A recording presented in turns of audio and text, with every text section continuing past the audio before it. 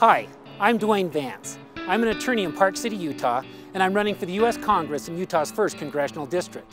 Although my name will be on the ballot in November, I am intentionally not running as either a Republican or a Democrat, and I'd like to take a few minutes to explain why. Many years ago, former Secretary of the Agriculture, Ezra Taft Benson, spoke about the similarities between the Roman Empire and America. Rome thrived for more than 200 years, reaching its pinnacle in its 2nd century, leading to a decline in its ultimate collapse in the 3rd century. Rome's decline was marked by vast increases in the number of the idle rich and the idle poor. The idle poor were put on a permanent welfare system, not unlike ours here in America today. As the number of these welfare recipients increased in number, they combined to form a powerful political bloc. These welfare recipients were not shy about making their demands known, and the government did not hesitate to give in to their demands.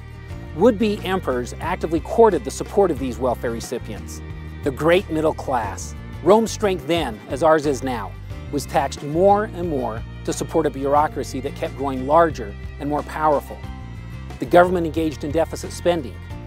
Ultimately, these and other factors all combined to overcome the energy and ambition of the middle class, and when the middle class collapsed, Rome fell. I am genuinely concerned about the present state of America and the direction in which we are headed. Even if I survive all this turmoil myself, what kind of a country am I going to leave for my children and their children? The time has come to make a meaningful change in Washington.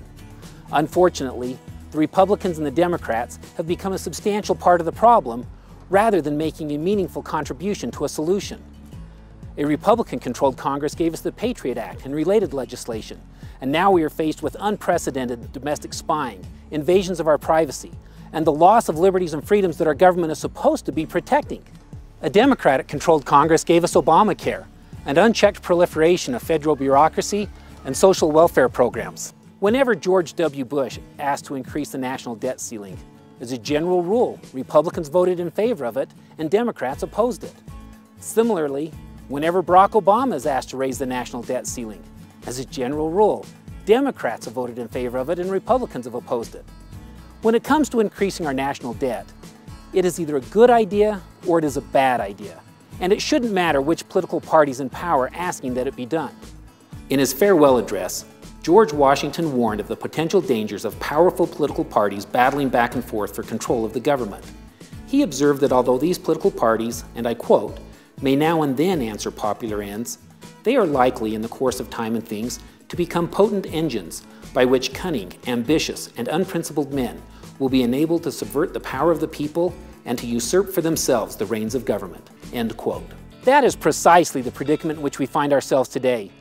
Politicians are no longer servants of the people, but rather they are mere puppets of political parties. Notably, these political parties enjoy power and influence only to the extent that we, the people, permit them to do so. A recent Gallup poll demonstrates that 42% of Americans are politically independent. That is a higher percentage than the people who admit to being either Republican or Democrat. Independents are now the majority, and it is time for the sleeping majority to wake up and retake control of the federal government. If elected, I will not allow any political party to dictate how I vote. I will not be controlled by special interest groups or campaign donors. I will act solely in the best interest of the people that I represent, and I will be accountable solely to the people for my actions and my failures to act. If elected, I promise to affirmatively introduce legislation to dramatically curtail the existing federal bureaucracy and related spending, with the immediate phasing out and ultimate elimination of both Obamacare and the Department of Education right at the top of the list. With your help, I can make a difference in Washington. Vote for Dwayne Vance for Utah's 1st Congressional District, and look for other independently thinking people on the ballot running on the Independent American Party ticket. Tell your friends and spread the word. Make the voice of Utah's people be heard in Washington. I'm Dwayne Vance, a candidate for U.S. Congress, and I approve of this message.